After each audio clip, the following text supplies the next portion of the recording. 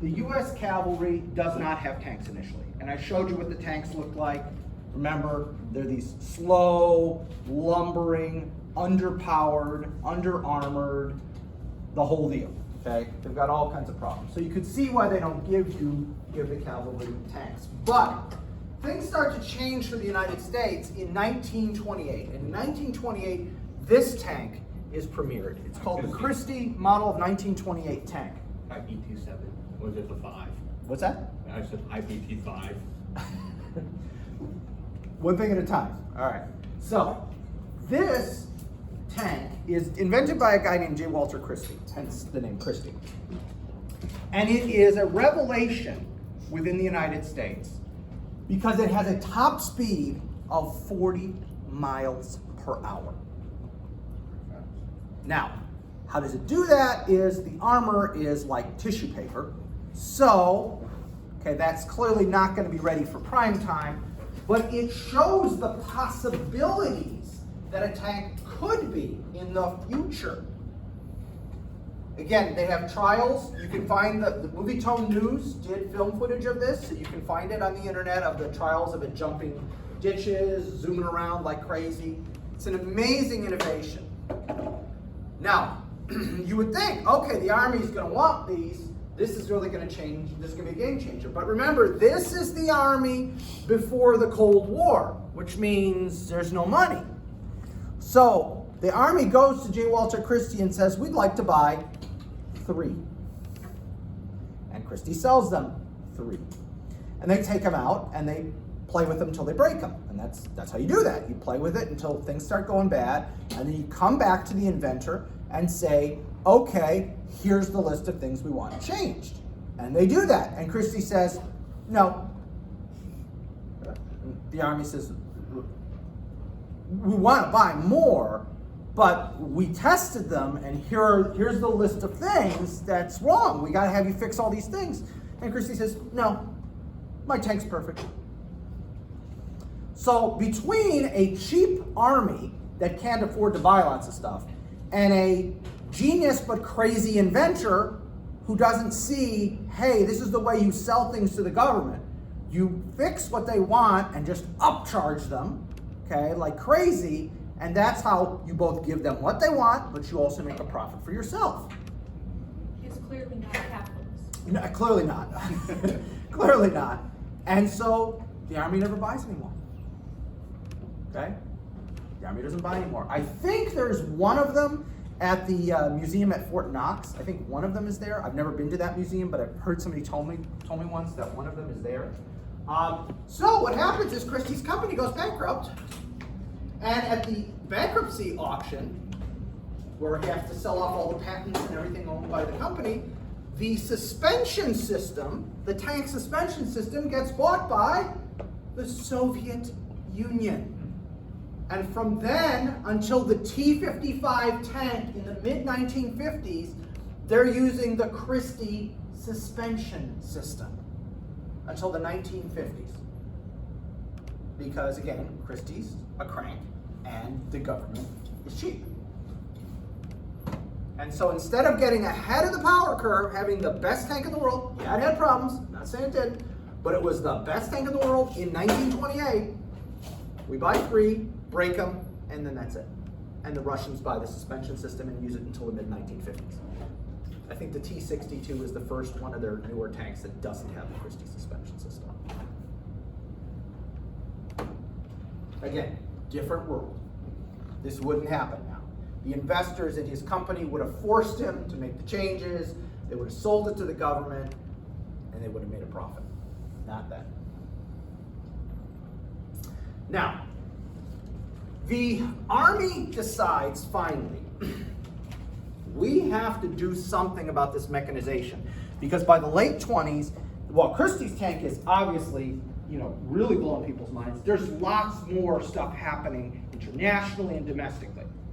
Okay? Again, 1928 is the year before the Depression, so there's still lots of money going in the economy, new cars, new trucks, new everything.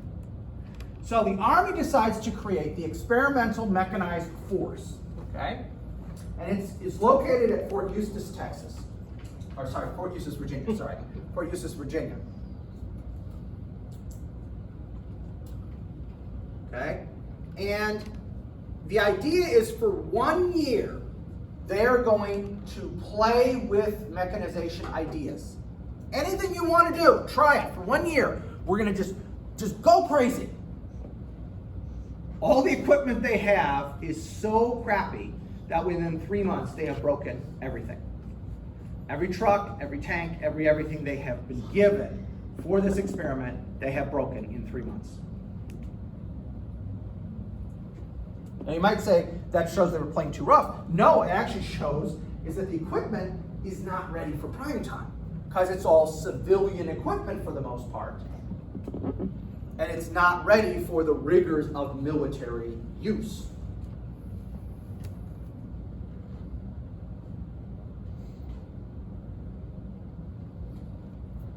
And then they go back and they write a report, the guys who were involved write a report, and they basically say, okay, yeah, all this stuff broke, but during that time before we broke it all, we just saw, what we could do with this stuff. If all of our troops were equipped with this, if every unit had trucks, if every unit had cars, if we got rid of all the horses and the mules and all that kind of stuff and went completely mechanized and motorized, it would just be phenomenal.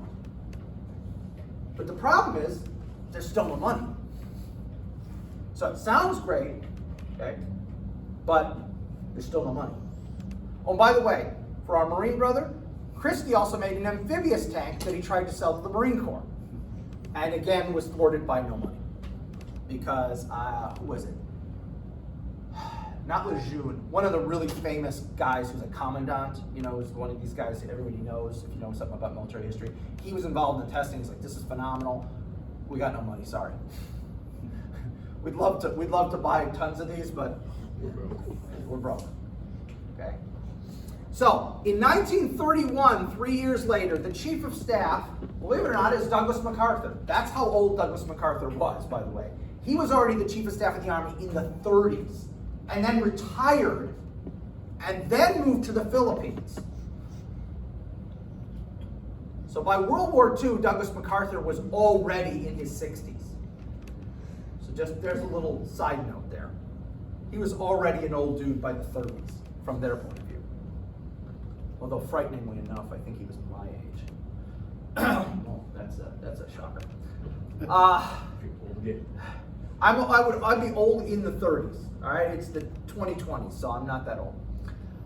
Anyway, MacArthur says, look, we are not going to be able to afford to fully mechanize, but what I want is for every branch of the Army, so infantry, artillery, cavalry, a quartermaster, transportation, all of you guys, wherever you can, if you can replace an animal with a truck, you got an animal with a motorized vehicle, and you can afford it, do it.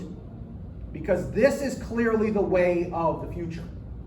We don't have the money right now to just get rid of everything and replace it, but start planning, because when the next big war comes, remember, the spigot gets opened and that cash starts flowing, and during the next war, just like in World War I, things changed, we can do it. So start planning now for that war whenever that is. And he says the cavalry should be the primary branch to focus on motorization and mechanization, because they are the fastest branch in that sense, because they're all horse mounted. Nobody's walking. Obviously in the infantry, plenty of people are walking.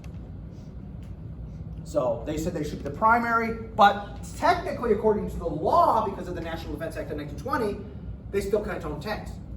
It is illegal for the cavalry to own tanks by national law. Don't worry, the cavalry will find a way around that. Okay. So everybody try to do what you can.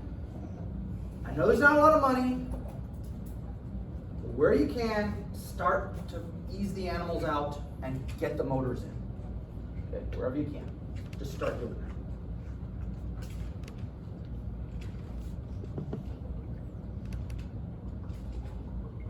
All right, so let's talk about the cavalry now. Since he told the cavalry to be the primary branch, the cavalry decides to take the 1st Cavalry Regiment and completely mechanize it. all the horses, all the mules out of that one regiment. Okay? It moves to Fort Knox, Kentucky, and that's why from then until about 10 years ago, Fort Knox was called the home of armor, because that's where all the armor training originally began. The commander of the unit is a guy named Colonel Daniel Van Voorhees.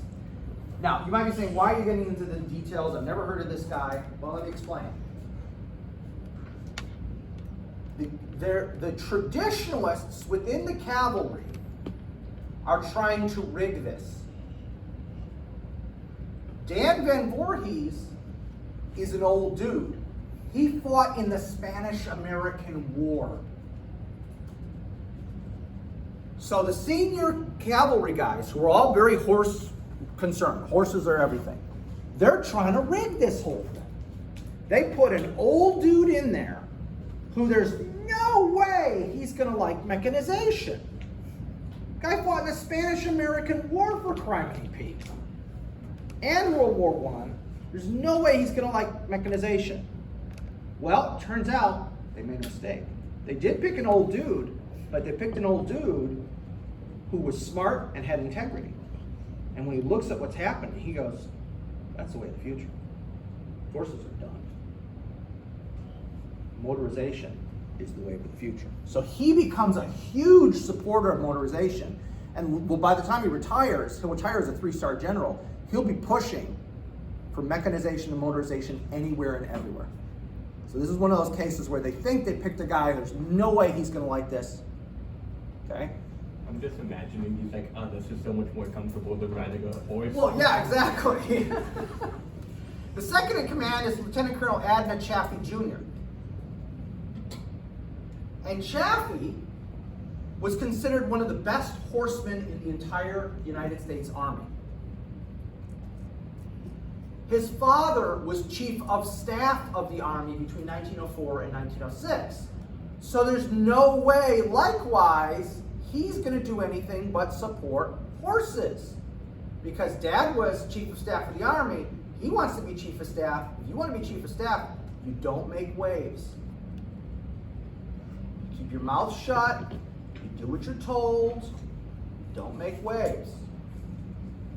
They were wrong again. Chaffee becomes an even bigger supporter of mechanization than Van Voorhees, and he is considered today the father of armor in the United States Army. Van Voorhees is sometimes called the grandfather of armor, but Chaffee is the father of armor. There used to be a Fort Chaffee down in Arkansas, which was closed in the 1990s because of BRAC, the base realignment program, when we started getting rid of bases we didn't need. So these guys, along with the rest of the 1st Cavalry Regiment, are responsible for creating the doctrine that will evolve into armor doctrine by the time of World War II. And they're going to get a lot wrong because it's brand new. It's brand new technology. We've never done anything like this, and they're going to get stuff wrong. Anytime you're doing something for the first time and it's never been done before, you can make mistakes. But you only know if you're making mistakes by actually doing it. You can train on your doctrine, and realistic training will help you determine flaws to your doctrine, but it's still not 100%. It's not the same as being shot at. No matter how realistic you make your training, it's still not the same as being shot at. What if they actually shot them? They do live fire exercises at times. Not anymore, really. Unless, did you encounter any live fire exercises? I did. You did? Okay, so they do still do that occasionally? Okay. Yeah, the Army or the Armed Forces don't like to do those because there's a real chance of accidentally killing people during live fire exercises. So that's why you really prefer to go with the Miles gear, which is this gear. It's all lasers. So you have blanks in your weapon and an adapter on the muzzle of your rifle. And so it sounds like you're firing, but it's just lasers being shot out, and you wear these things. It's like laser tag, but like for real. Combat laser tag. Combat laser tag. And Hey, do like 20, 30 years, it doesn't really laser weaponry. yeah, well, there you go. exactly. It's like what they do in Starship Troopers. Yes, exactly. Yeah. Weapons that would be so advanced that go back to live fire. Live fire all seems pathetic comparison. All right. So remember I said that the cavalry can't own tanks? Well, the cavalry, the guys in the cavalry, say, okay, yeah, we can't own tanks. You know what we're going to start buying? We're going to start buying combat cars. What's a combat car? A car for combat. A tank. But when we buy it on the official things for the purchase orders, it says combat car. It doesn't say tank. Rebrand. Rebranding. Wait, would that just be like a Humvee with a turn on top? In a certain sense, this isn't much better than an armored Humvee with a turret on top. In fact, an armored Humvee might have better armor than this thing. Okay, so they literally just rebrand it. And what's hilarious is the reaction of the infantry is, they're cheating! They're not supposed to be able to do that! That's the same thing we bought, we called it a tank. And the cavalry goes, well, that's fine, but we don't call it a tank. We call it a cavalry car, or combat car. And it's worse. Yeah, and so, What are you talking about? Big Army doesn't care. They're like, did they buy a tank? No, the purchase order says combat car, so it's fine with us. So I mean, that's what they do. it's sure there's more to it than just relabeling a piece of paper, right? A little bit more. You know, you gotta find some people to pledge some stuff. Yeah. The Quartermaster Corps and the Ordnance Corps. But overall, they buy the exact same vehicle that the infantry's buying. They're calling it a tank. Cavalry calls it a combat car. It's good. But they need to, because this allows them to go ahead and do more experiments to see if the doctrine they're creating is realistic. Now we'll fast forward to World War II, because we can't spend forever dealing with this interwar stuff. In World War II, we create the Armored Force. This is a temporary organization, like we had all those temporary ones in World War I. The Armored Force is a temporary one in World War II. It's an independent combined arms force.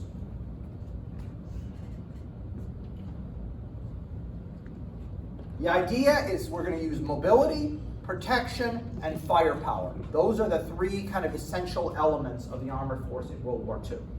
Mobility, protection, firepower. And the people in the armored force, there's going to be cavalrymen, there's going to be infantrymen, there's going to be artillerymen. It's a mishmash. It doesn't belong to one branch. And the reason is pretty obvious, because the infantry keeps saying, no, tanks are ours. And the cavalry says, yeah, but you guys don't know how to use them. We know how to use them. Okay, you guys are going to fight. You know what? I'm not giving it to either of you. Okay? Just like with my kids. No, neither of you's getting this. It's mine now. You're going to fight over it. It's mine now. Okay? And they throw the artillerymen in there too, because they know how to make big things go boom. Okay? So the armored force is a temporary organization during World War II. When the war is over, that the debate is, okay, well, what do we do now? We've got to make this permanent. That was wartime. You know, you do all kinds of crazy things during wartime. Well, what is it? For a brief moment, it looks like they're going to call the new branch Armored Cavalry, but there are enough field artillery and infantry guys in the armored force that they're like, I'm not a cavalryman. I never had anything to do with the cavalry. And so again, the new branch just becomes armor. And that's what it's been to today. So, now, I just want to show you two more things before we move on to the Air Corps. One of these things we always talk about is America on December 7th, 1941, we were totally unprepared. Japanese stabbed us in the back, yada, yada, yada. It's not quite that simple. So, in September 1939, when the Germans invade Poland, yeah, we're not ready. The entire regular army at that time was 190,000 guys, and by the way, that includes the Army Air Force. So that's 190,000 with everything, the Army Air Force and all the ground components. In August of 1940, we mobilized the National Guard and the Organized Reserve Corps. Remember those 108,000 ROTC graduates that we had nothing to do with? Those guys, hey, congratulations, you are on active duty now. and all the National Guard guys. So we added another 300,000. And by the way, a substantial number of the officers and senior NCOs in this group are going to be told, thank you for your service, you can go home. Because they're too old, too fat, too unhealthy, what have you. Okay? So a substantial number of that 300,000 of, again, officers and senior enlisted are going to be told, no, you can go home, we really don't need you. Okay? They're just not ready. In September 1940, we have the first peacetime draft in American history, and that brings another 900,000 people into the Army. So remember, the whole idea was that the Guard and Reserves are the skeleton, and then we just pour in all those draftees, and poof, we have an Army? Well, that sort of happened on paper. We had an Army. Did we have an Army that knew what the hell it was doing? No, absolutely not. But when do we ever? Yeah. At the end of a war. That's it. That's when we always have an army that knows, or any other branch of the service that knows what it's doing. At the end of the war, we're awesome. And then we just send everybody home and scrap all the stuff. And then, Why be ready when you can just wing it? yeah, exactly. I mean, come on. you know. Come on. I know about. I've seen Band of Brothers. I know about this.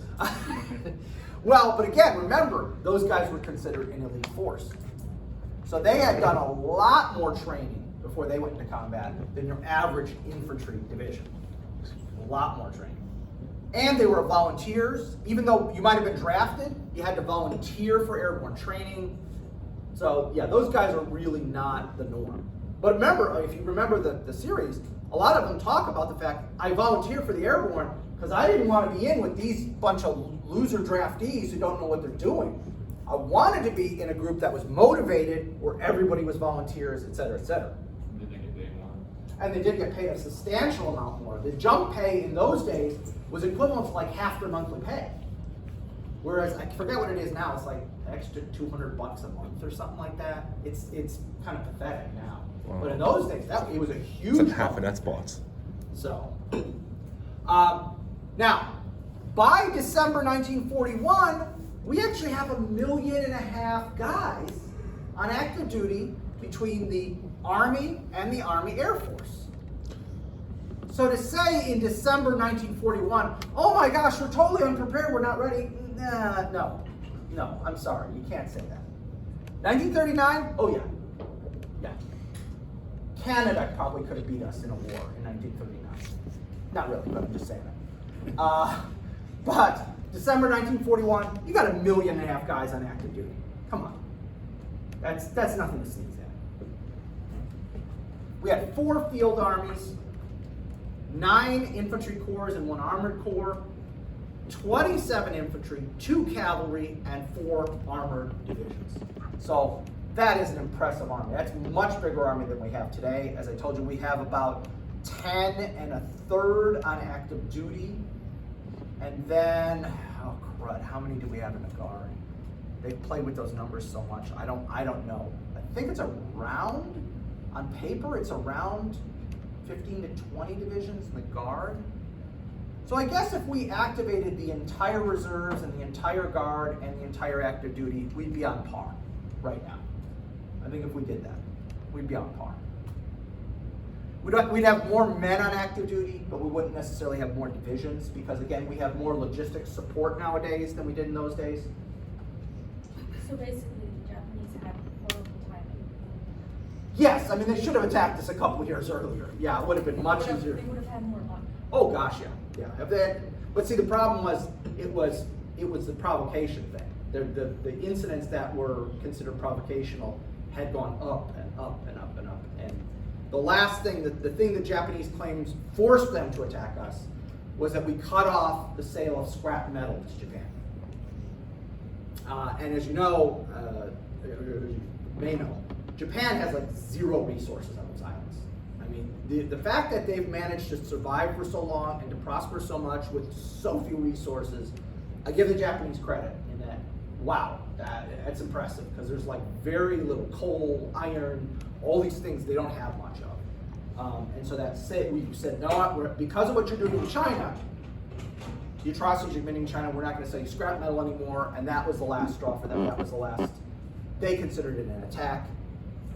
Then we also I- cut off the oil.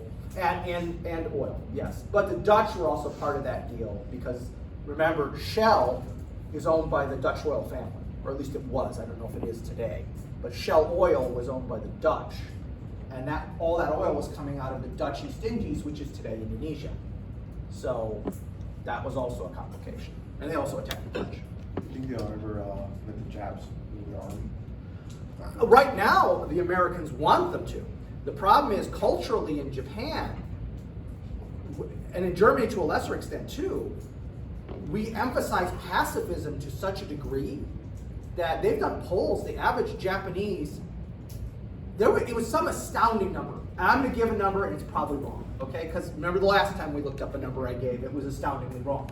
But it was some like 20% of Japanese said if their own country was attacked, they wouldn't serve in the military.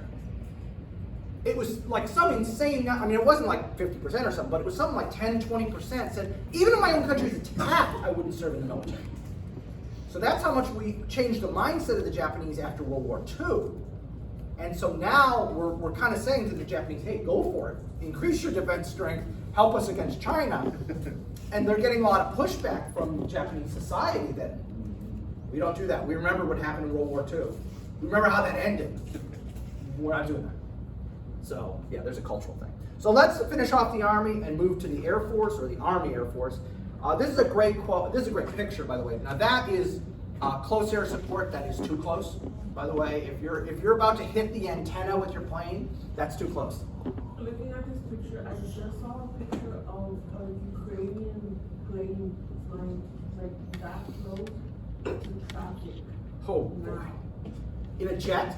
Mhm. Oh, your margin for error is real small in a jet. So you're gonna be eating dirt real quick. Whew, yeah. That guy or gal is either really brave or really stupid. I don't know which. He just watched Top Gun. He just watched Top Gun Maverick, and he or she was gonna. Oh yeah, I'm going for that. Wow, yeah. I want to leave you with a quote though about how prepared the Army was for World War II, and this is from a Marine, but he's also a professor at Ohio State, Colonel Alan Millett, and this is his take on Army transformation by 1940. Too fast.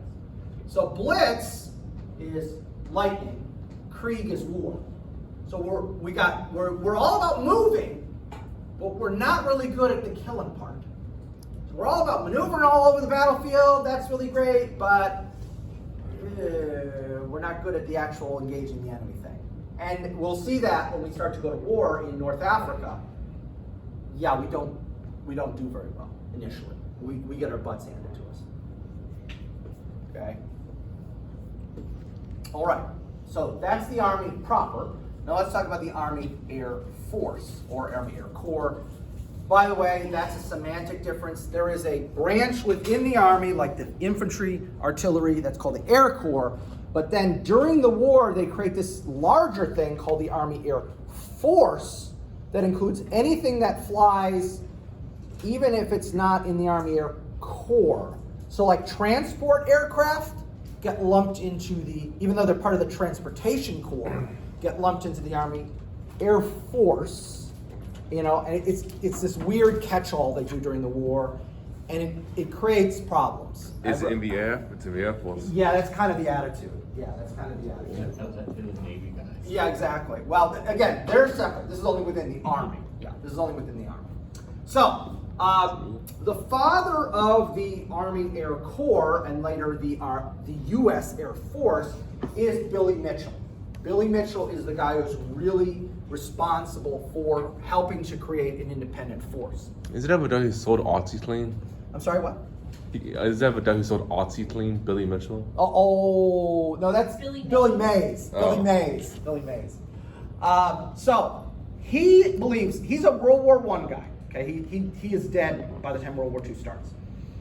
He thinks air power is going to be decisive in the next war. Okay, so this is in the early 20s, right after World War I. He says air power is going to be decisive in this next war, whenever it happens. Okay.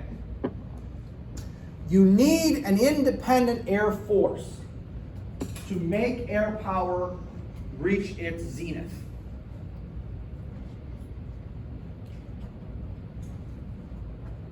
I personally, and maybe this is me being partisan, think making an independent Air Force was the worst thing we ever did.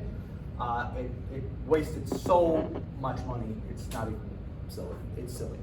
It's just crazy. He believes that what we are going to do in the future war is strategic bombing of vital centers within the enemy. So what we are going to do is we're going to destroy vital economic centers, and we're going to just stop the enemy from fighting because their economy will collapse. That's what he believes. Europeans are preaching something different when it comes to air power. They are literally standing up and saying, we're going to kill people. The more people we kill, the sooner the enemy quits. Mitchell says, no, that's not going to work. You've got to destroy the enemy's economy because this is modern warfare, and without a robust economy, they cannot keep fighting.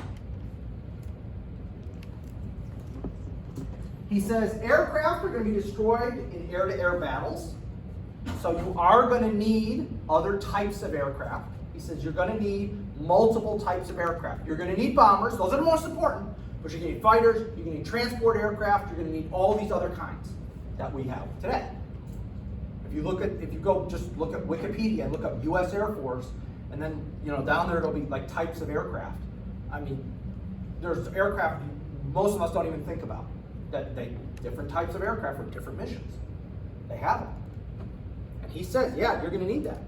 You need multiple types of aircraft. You're going to have air combat. You're going to be bombing those vital centers. But you need an independent Air Force. Why? Because if you allow, according to him, this is not me, according to him, if you allow the Navy and the Army to control air power, they're going to waste it on ground roles, attacking ground targets that are not strategic targets, but tactical targets, enemy troop centers. We have to go behind the lines, hit these vital economic centers, collapse the enemy's economy. That's how we win wars.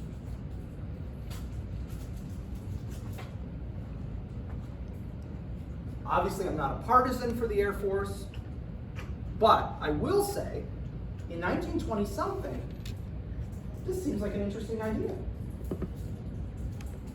It seems logical.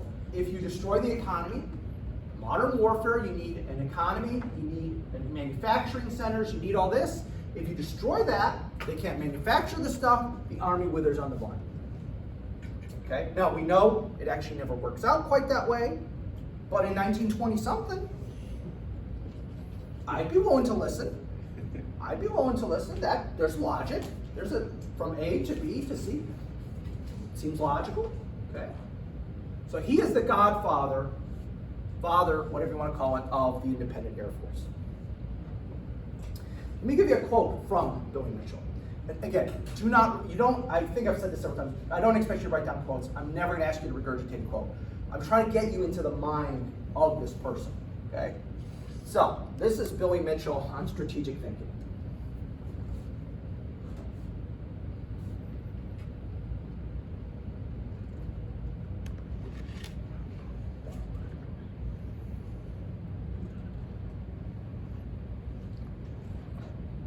Now, he never defines what quick is.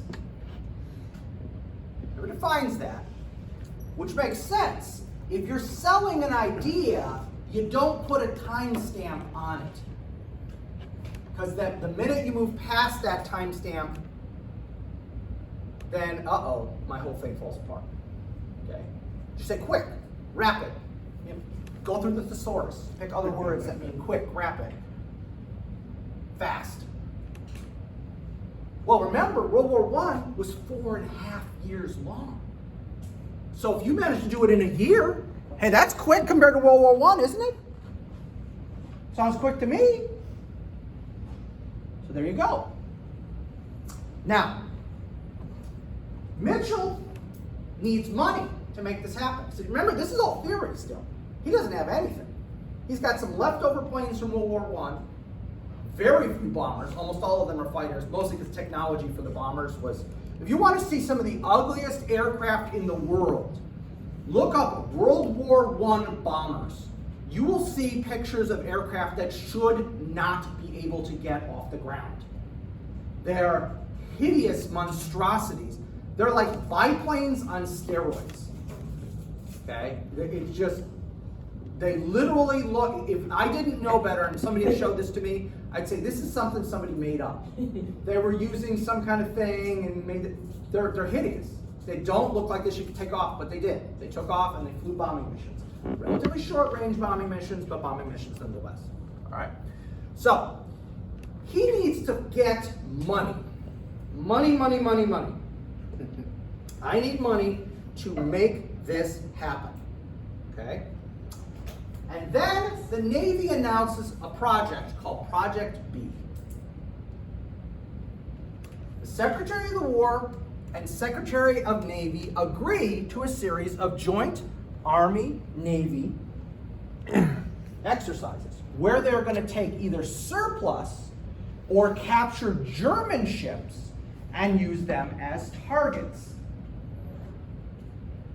And we're going to see how easy or hard it is to sink these ships using various means. There's going to be torpedoes, naval mines, shore bombing, sea bombing, etc. We're going to try all these different ways, see what's the most efficient, see what works the best, etc. Mitchell hears about this. I need money. Where am I going to get money? There's a branch of the Army in those days called the Coast Artillery Corps. And their job was to literally man these huge, massive concrete forts along the American coast, and so that in case an enemy navy sails up, they can sink them before that enemy navy can damage our ports or blockade or anything like that. Okay? He looks at the Coast Artillery Corps. That is the most useless part of the Army, right there. Those guys are pathetic. All they do is just sit there and wait. If I could find a way to delete them, get their budget, that would get me my bombers.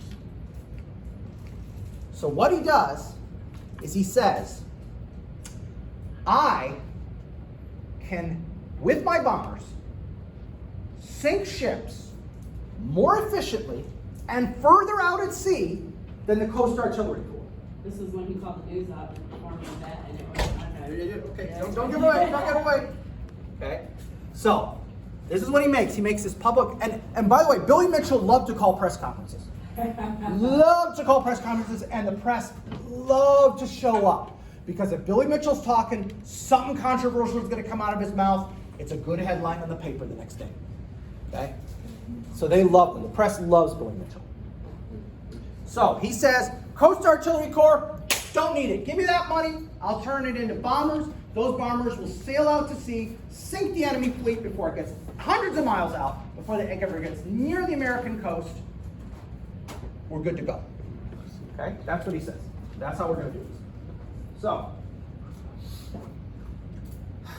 here's his actual quote.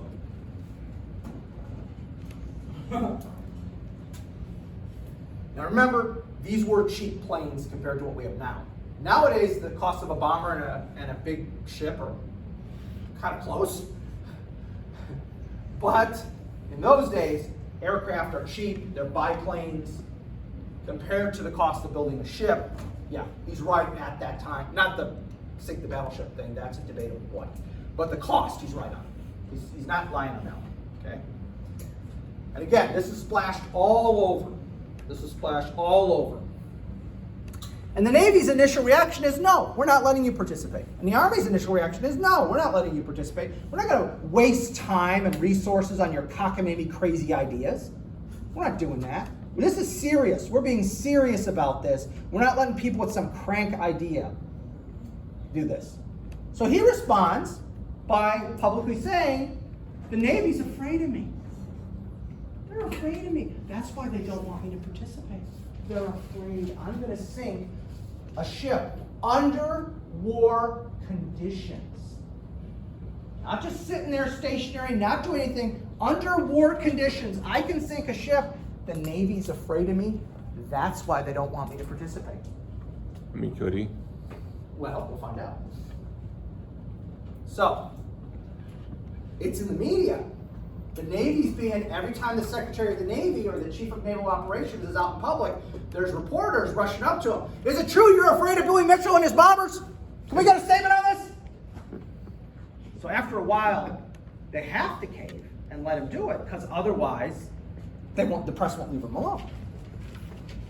Okay? The press is not going to leave them alone if they don't do this. So finally, they say, yes, we're going to do this. The ship chosen is the former German battleship, the Ostfriesland. Okay? And so on the 20th of July, 1921, that's what we're going to use as our target. Now, what was supposed to, how are you going to simulate war conditions? Because we're not putting human beings on that ship. Okay, that'd be insane. So what we'll do is, whatever the normal bombing height is, we're going to double it. And the higher up you go, less likely you're going to hit your target. And the normal bomb weight, we're going to have it.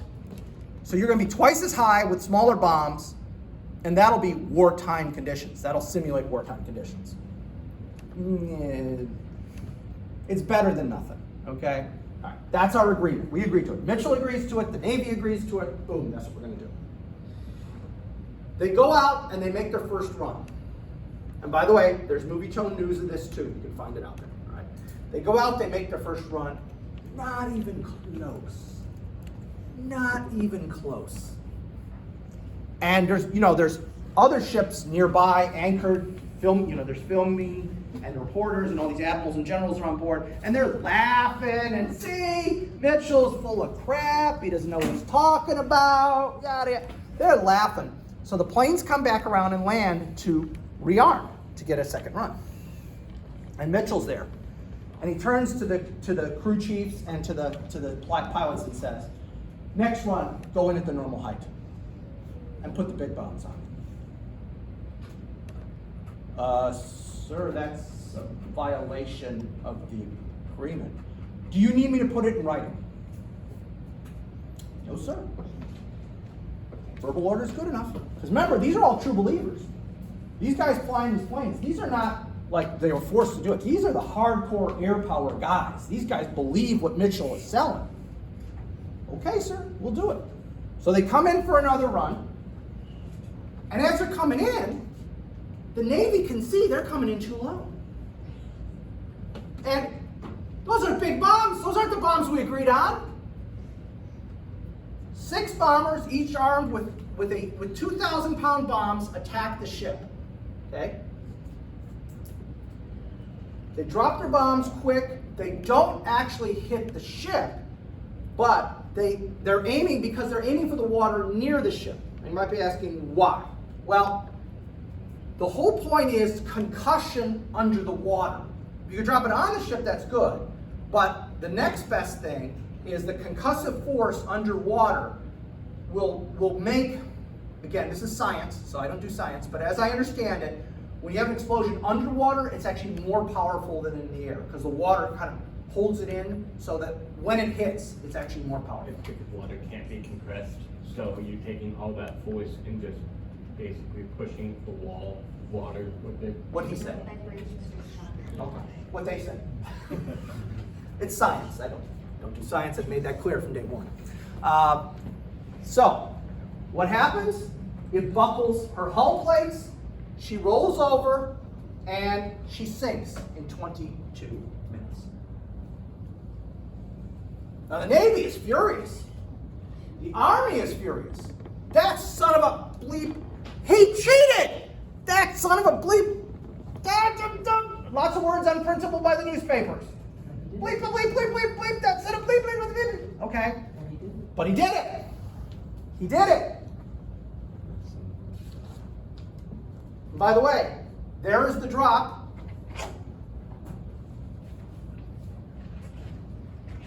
And there she is rolling over. And going down. Okay, so the States Navy taught it, I wasn't finding bad, so. Exactly.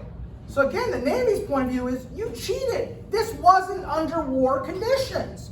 You agreed to what the war conditions were. They were pathetic, but it was better than anything else we could come up with. So you cheated. This is not fair. But it doesn't matter. What do you think the headline on every major newspaper in America said the next morning? Mitchell speaks U.S. ship. Something like, Mitchell sinks ship. Aircraft sink battleship. Some derivation of that is on the cover of every newspaper in America the next day or two. The fact that he cheated, the fact that that was no way representative of what would happen in wartime, doesn't matter. Mitchell had stressed the war conditions, but again, nobody cares. Yeah, it's all about PR. Nobody cares.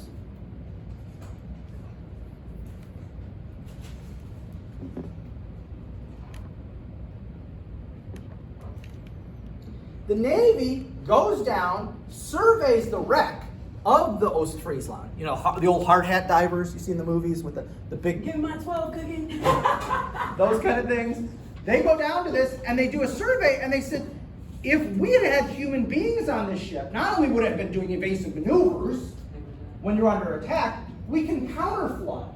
They have this, again, this is science, I don't understand it, but you sink part of your ship to make sure the other part doesn't sink. Because we have watertight doors, so therefore to save it from drowning, what you'll do is to offset it, you'll drown out so that the water can flood, because our doors will cause us to not let in the water. So you know what I'm saying, so you can Still measure. that. Like how the pole didn't flood, I mean sink. Right. It's like they close off doors, certain doors, so that the water can stay in and keep us afloat. Right. It's all magic to me. But they said, yeah, we could have done that if it had been a real ship. Okay? But it doesn't matter. Nobody cares. All they care about is Mitchell sank the ship. It's all anybody cares about. The fact that the Navy comes up with, the 500-page report. Here's the report on it. Nobody cares. Front page was Mitchell sinks ship. That report was on page 12 in the lower right-hand corner in 12-point font. Mitchell sinks ship is in 80-point font on the front page. Again, like I've said a bunch of times, the media doing what it wants and, blah, blah. It has always been that way. Don't buy the line that it's only recently that the media is so biased and either left or right. I don't care which one you're saying. It's always been that way. It's always been that way. From the yellow journalism of the early 20th century, where they were the ones who helped spur the Maine was sunk by those evil Spanish. When we talked about it, the Navy later admitted, no, that was a burst spoiler. Yes. Well, what's the expression even they use now? If it bleeds, it leads. So however horrific it is, they're going to run with it. And again, this is not a left-right thing. This is just that's all they care about. Whatever helps them sell newspapers. Or ad time nowadays, because newspapers are pretty much dead. But my parents still get a newspaper every day, which I find hilarious. The last time I was at their house, I saw what a Chicago Tribune looked like. It was like it was about as thick as those free things, they toss on your lawn once a month. The red lines. Yeah, it's like, what the? This used to be like one of major newspapers. Maybe the New York Times and those are still thicker, but Chicago Tribune was pathetic. And it was narrow. It was like this wide. It was like it was the weirdest thing. Anyway, I'm sorry. I think like the Wall Street Journal is like one of the only ones that's surviving and thriving still. Yeah, exactly. Anyway, so that's it. They got what they wanted, okay? So, he's going to be punished. He's got to be punished, okay? But they can't punish him too quick, because then the media will jump on that. So they have to wait a few years. Okay, whoops, it's too far. So Mitchell's job was the deputy chief of the Air Service. And they intentionally kept appointing people over him as the chief, even though he was technically the most qualified. And I'll admit that, even though I don't particularly like the man. if you're going for qualifications, Mitchell was the most qualified airman in the country. But they keep appointing other guys. Major General Charles Menaher, who was an infantryman, gets appointed Chief of the Air Service. And Major General Patrick Mason, an engineer, gets appointed the Chief of the Air Service. So he's passed over twice, which is a clear sign we don't like you. Again, we're not firing him though, because we know that'll get in the press. So we gotta wait. Gotta wait. Give it a few years. Let everything calm down, simmer down. Oh, and you can, by the way, guess what these guys' attitude toward the test was. Oh, that didn't count. It was cheating. So they could have capitalized on that test for the Air Corps' purposes and said, okay, give us all the money. And they do get more money, but they don't capitalize on it because they take the attitude that the Navy and the rest of the Army take. Well, they cheated, it doesn't count. So they're not interested in capitalizing on it, which is kind of short-sighted. Even if you're not into the thing, you're in charge. Like, wouldn't you want to help your thing that you're in charge of? Even if you're an infantryman or engineer and you're not really a pilot, well, you're in charge of that thing. So wouldn't you want to make that thing better? But I guess not.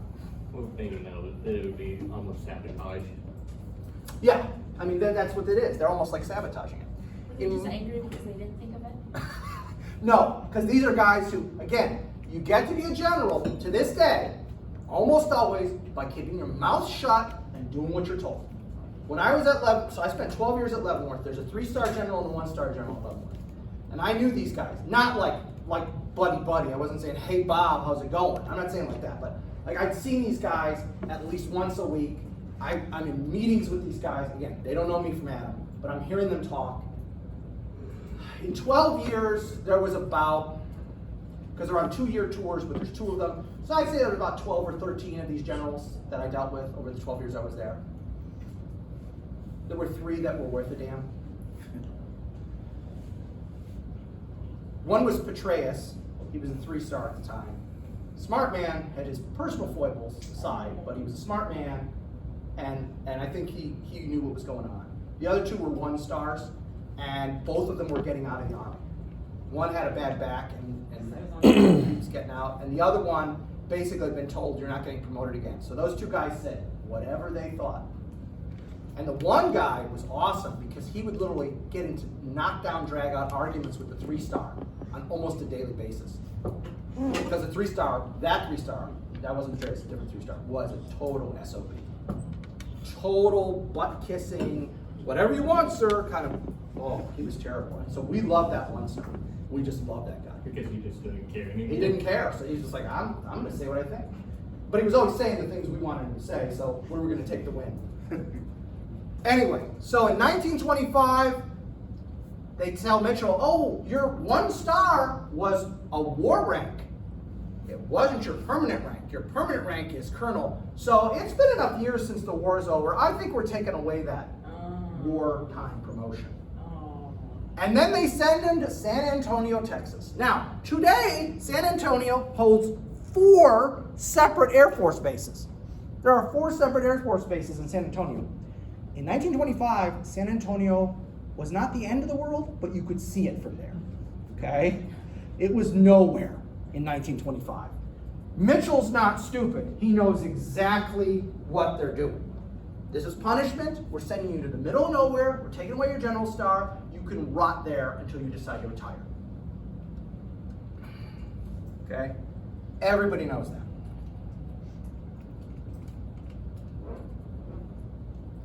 The Secretary of War himself, John Weeks, ordered that. He ordered it. I know it's not Mitchell. Yeah. Oh, and just in case you're wondering, so 1925, March 1925 would have been the outgoing president. Well, no, that's right, because Coolidge takes over for Harding. So no, it's not the outgoing president. He got reelected. So it was Coolidge had just gotten elected to a 2nd term, so he figures he's safe. So now I can get rid of Mitchell. What are they going to do to me? I got 4 years. I just got sworn in. Because the election would have been in November 24, sworn in those days in March 25. They changed that during World War II, and then we go to the January we do now. So apparently, Mason Patrick, did not get along very much with Mitchell. No, not at all. Yeah. Okay, so what happens? Well, Mitchell is not going to take this lying down. You accuse him of neo-treason. Yes. There you go. The U.S. Navy had a dirigible. Dirigibles are those, like the Zeppelins, you know, the rigid metal frame where you put canvas around and then you fill it up with gas, you know, those kind of things. It's not the Goodyear blimp. The Goodyear blimp doesn't have a rigid structure in it, believe it or not. It's just completely inflated with helium. It is the same company though. What's that? It's still the same company. Yeah, exactly. So a dirigible the U.S. Navy had called the USS Shenandoah had crashed in a storm, killing 14 people. So what does Mitchell do? He calls a press conference and immediately says that the senior leadership of the Army and Navy are guilty of incompetence, and here's the quote, almost treasonable administration of national defense. Publicly and in uniform, he said this. You can't do that. Whether you agree with Mitchell or not, that's illegal. And we saw General Crystal back during the Obama administration. He criticized General Obama. He criticized President Obama publicly. The president got rid of him. And that's absolutely right. Military people, while in uniform and while on active duty, should not be able to criticize the administration. Privately, if you want to pull the president aside and say, you're stupid, hey, that's your right as an American. But publicly, it is illegal. And it should be illegal because we want that separation of powers in the government. So he knows what he's doing. This is not like, oh my gosh, he's shocked he got court-martialed. He wants a court-martial. Why? A court-martial is going to be a media circus. And he loves the media. Okay? He's court-martialed at the direct order of the president, Calvin Coolidge. He's found guilty of insubordination, suspended for the active duty for 5 years without pay. Mitchell resigns rather than take the punishment. He just resigns his commission. Fire me, I quit. Yeah, you can't fire me. I quit. Exactly. Well, then you don't get severance. No, not in those days. Don't worry. Don't cry for Billy Mitchell. His dad was a U.S. senator. He had been playing soldier for about 20-something years at this point. Anytime he wanted, Daddy would have made sure he got whatever he wanted. They were a rich family. So don't feel like he had to move into, you know, his brother's basement and something like that. No, he was just fine. He was just fine. So I want to show you two quotes. I want to end this section with two quotes. And the first is from Mitchell, and the second is from Calvin Coolidge. So this is after Mitchell's out of the Army. He writes an article for the Annals of the American Academy. And this is what he says in that article.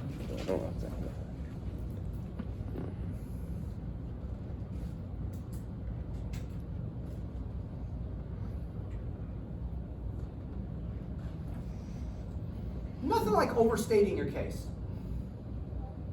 Was air power important? Absolutely. Was it a force multiplier? Absolutely. Did it make armies and navies unimportant and useless? No. Because by this point, he's not even trying to shade, you know, what he's saying, because he doesn't have to. He's not in uniform anymore. And unfortunately, this has been the air power advocates, this is kind of their line. From the early 20s to today. It's been 100 years, guys, and they've been saying, all you need is air power, all you need is air power. Okay. How many wars have there been in the last 100 years? Let's just say a lot. Few. Yeah, few. How many of those wars was won by air power solely? I'm searching my memory banks. I think it's a big zero. There was the Australian-Austrian War. No, that was fought by the Army. That was mostly fought by the Army. Yeah, but the Austrians have wins, so. Oh, there you go. But they still can't fly. Yeah, they still can't fly. There you go. If those ostriches had been able to fly, by God, was it ostriches or emus? That would be. I think it was It was emus, yeah. emus. It was That would be a emus. game changer. That would be a game changer. If those emus could fly, wow, that'd be a huge bird. Whoa, oh, the wingspan. That'd be like 30 feet wingspan to get that fat bird off the ground. Jeez Louise. Man. Anyway, so that's what Billy Mitchell said. Now, This is what Calvin Coolidge had to say about Billy Mitchell. Now, before you see the quote, I want to preface this by explaining who Calvin Coolidge is and what he's about. Real quick. Because he's one of those presidents like nobody remembers. Okay? He was a cool guy. His slogan in 1924 was, "Keep cool with Coolidge." That's like a dad joke kind of thing. That was like, I came up with this campaign slogan. Just keep it cool. Hey, but he got it into the office. It worked. Calvin Coolidge was a New Englander, a very taciturn New Englander. And he was known for hardly saying anything in public. Okay? He was also known for, he would sleep 10 hours a night and take a 2-hour nap in the afternoon. Hell yeah. I'm all for that. But I don't see how you do that as president. It shows how little was going on between when he comes in office. He comes in after Harding died, so 1923 to March 29. He's going around the old So there was not really much happening. Although I'm thinking prohibition, like the gangsters, and you could sleep 12 hours a day? Yeah, anyway. So let me give you a little anecdote. So Coolidge is at a party once at the White House, and a woman walks up to him and says, "I just bet my girlfriend over there that I could make you say more than 2 words." And he looked at her and he said, "You lose," and walked away. Now, I don't know if that story's true, but it's characteristic and it's funny. This is what Calvin Coolidge said about Billy Mitchell. That's scathing for him. Yes, for Calvin Coolidge, At least Mitchell got to say more than 2 words. it did. But also to say GD in public in the 1920s, that'd be like the president walking out and saying the F word, the S word, MF, da da da da, every expletive you could think of about, Trump or somebody else he doesn't like. I mean, that'd be the equivalent. What's the best you can come up with? Yeah. Well, in his case, that was a lot. All right. Let's talk about the Navy. Okay, so let's talk about the Navy. All right. Well, I'll start off with a cartoon. Okay. How weak is the interwar Navy? This is a U.S. citizen. The tag says here, what is left of the U.S. Navy. And Uncle Sam, dressed as a sailor, says, "Mine is a sad story, mate." Okay? Because the U.S. Navy is slashed once again, as it always is at the end of the war. I do love the lack of subtlety. Like, in case you couldn't tell what it meant, Yep. here's a nice tab. Yep. So, what happens to the U.S. Navy? Well, the thing that happens to the U.S. Navy, there's several things, but one of them is this question of air power. Because the Navy is concerned about it. Mitchell is not the only thing that has them concerned about it. There were, during World War I, the British had already started doing naval aviation, serious naval aviation. And so the U.S. Navy is not stupid. They're looking at this and going, this could have a real result. So I want to show you a couple quotes. The first is a quote from William Fulham, who was a rear admiral, which is a 2-star admiral. And he's observing an aircraft demonstration in 1918, so the war isn't even over yet. And this is what he said.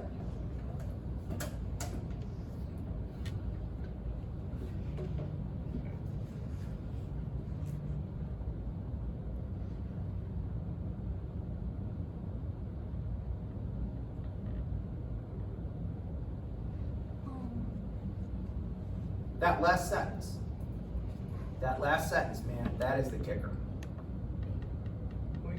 When it costs so much less and it has the Again, in capability. the context of the time, yeah, you could build thousands. But I love that last sentence. Now, I love the battleship, devoted my whole career to it, but at that moment, I knew the battleship was through. Okay? He was very forward-thinking because most of the Navy does not agree with him. But he's thinking about that. Next quote I want to show you is from Rear Admiral Bradley Fisk, the former Chief of Naval Operations. He's retired at this point, but this is him in 1920 about this whole issue still.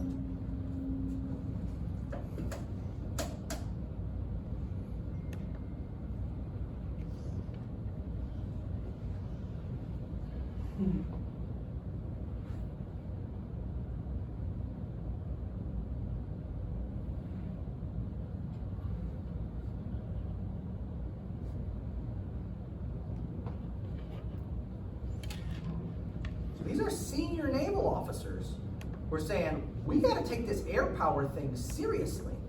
And you can see in Hist's case, he's highlighting Mitchell's the problem here.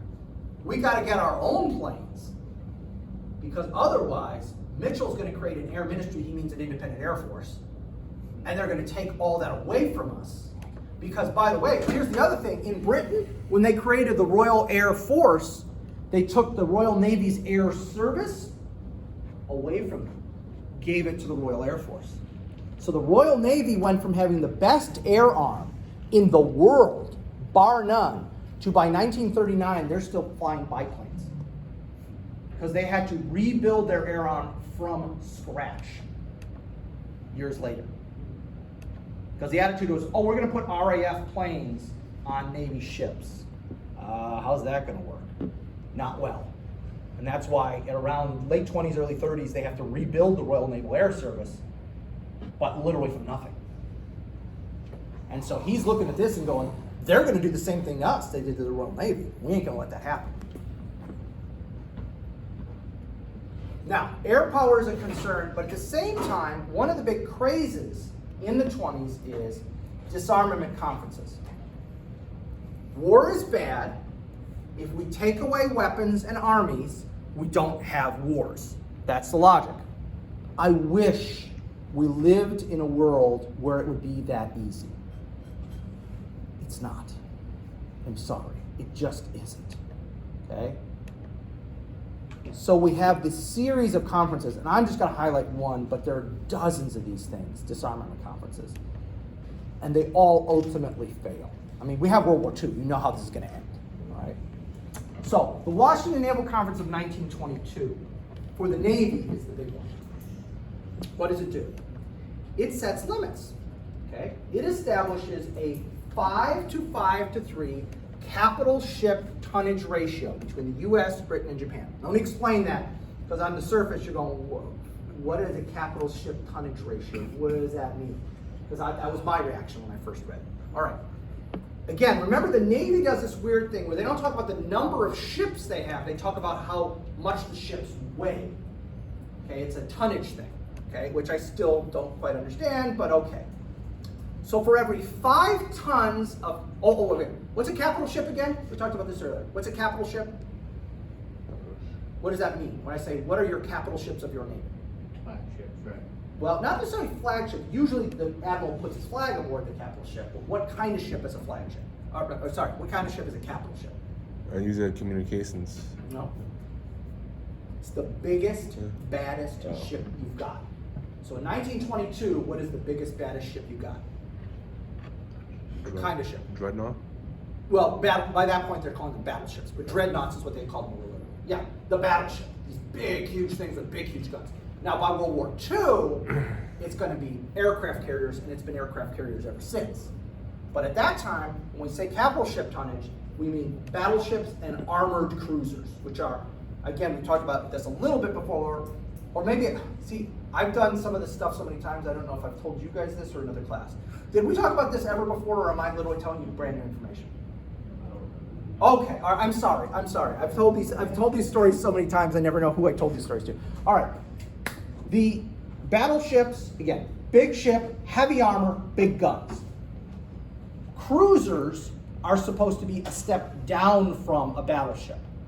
And an armored cruiser is supposed to have almost as much armor and almost as big of guns. So it's just like it's like a smaller battleship, okay? So those are the two premier ships, okay? And so for every 5 tons of those ships that the US have, the British get 5 tons and the Japanese get 3 tons, okay? Now, by the way, there's another dozen countries who are on this ratio. I don't care. We're not gonna worry about how much tonnage Lithuania or the Netherlands get. We're just gonna focus on those 3, and I know I'm running out of time, so I at least want to finish this bullet, okay? Now Japan looks at this and says, hey, we're being ripped off. And the Americans and the British say, oh, no. We have 2 navies. Remember, we have an Atlantic Navy and a Pacific Navy. So it's gonna be 3 against 2.5. So see, you're fine. And the Japanese look at it and go, but you and the British are going to be together, so 2.5 and 2.5 is 5. We still lose. Oh, no. That was a temporary relationship. That was a temporary relationship during World War I that's never gonna happen again. We know that is gonna happen again. And so the Japanese, rightly at the time, go, this is somehow designed to keep us weaker than you guys. Turns out they were right. And we'll pick up from here on Wednesday.